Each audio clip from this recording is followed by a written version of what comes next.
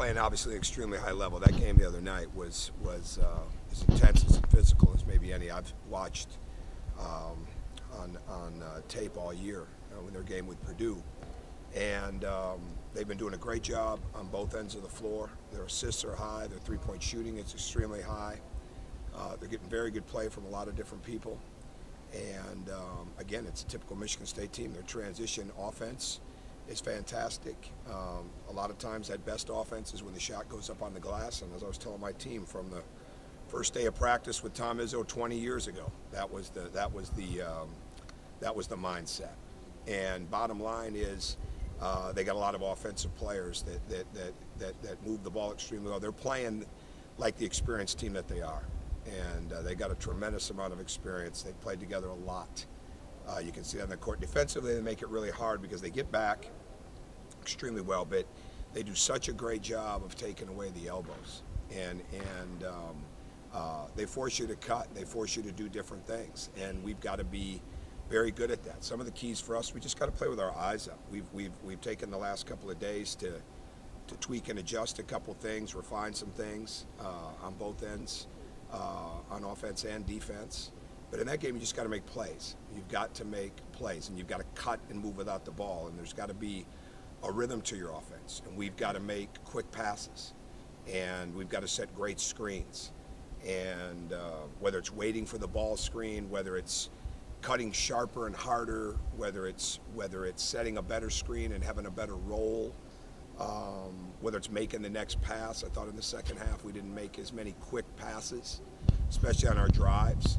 And that's our team. We're a quick pass team. We need rhythm in our shooting. And again, our shooting hasn't been as good over 40 minutes the last couple games, which has affected us some.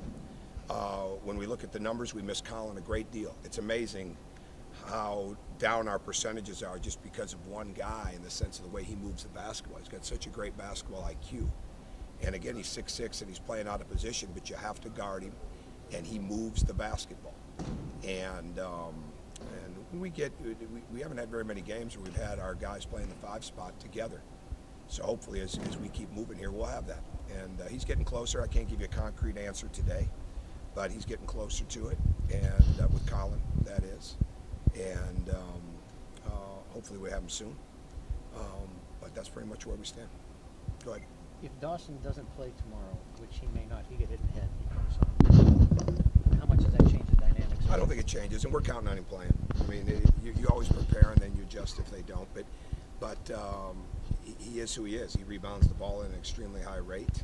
He's long and athletic. He does a great job defensively of avoiding the screen and getting in the passing lane for steals. I mean, you've got to screen him. You've got to be aware of where he's at. His wingspan is so good, and he's doing such a good job of moving his feet. But you've got to keep him off the glass. You can't buy the hard dribble one way to come back over the left shoulder, which is what he does. You've got to challenge his shots. You've got to make him move on defense. So if it's not him, I mean, they won the game the other night without him. I mean, so they're a deep team with a lot of experience, and that plays into it. So we're counting on seeing him, and if it's not, they'll adjust. We'll adjust. I don't think it'll change much of what our game plan is. In the last couple of weeks, you've kind of touched on tapering and kind of keeping an eye on guys at this time of year. I guess can you kind of expand on that a little bit? Not really. What do you do to make sure that guys aren't really hitting the wall at this time of year? We just practice. Our practices are really sharp. They're very, very intense and short, and we're very clear on what we want to get done, especially the last couple of days. Took Thursday off. Took Wednesday off. Yes, played Tuesday. Took Wednesday off. Practice yesterday and today, and so they're shorter over duration.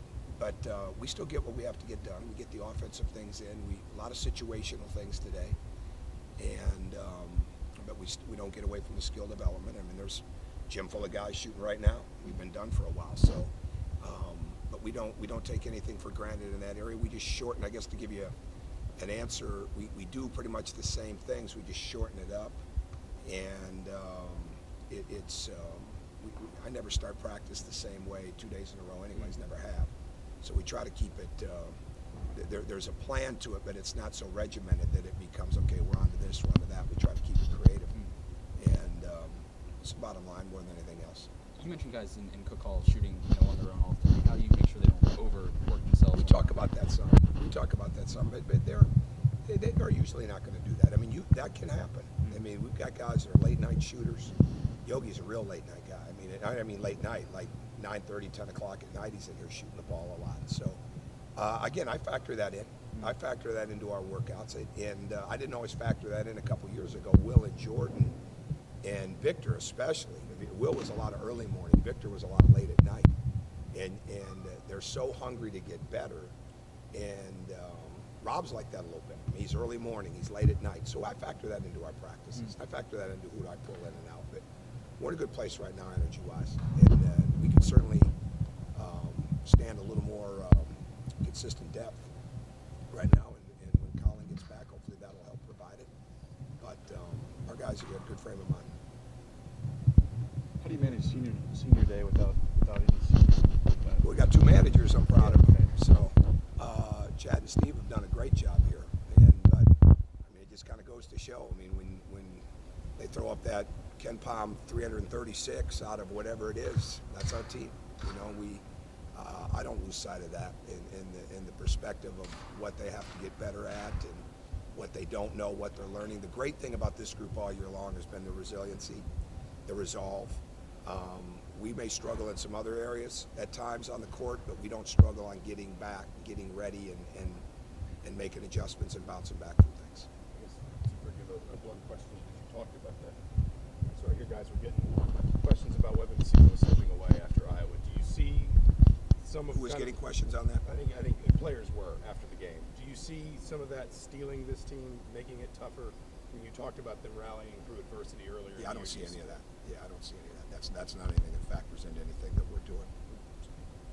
When you look at the significance of this game in terms of postseason, I know you're focused on the game, but still there's that must win, and it's not just you. There's Purdue, Illinois. There's almost Ohio State. We're just focused on the game, Pete. I'm not past that. Okay, we're just focused on the last 2 days of practice and on the game, and that's the way it always is and the way it'll be. I mean, that's what we're focused on. I mean, and so I don't care if we had the oldest team in the country. I don't think you start jumping ahead. And the way you plan ahead is you start tapering your practices and things like that over a period of time, which we've done. But there's never any look into the next thing, and the only thing you look back at is what you have to improve in from the last game.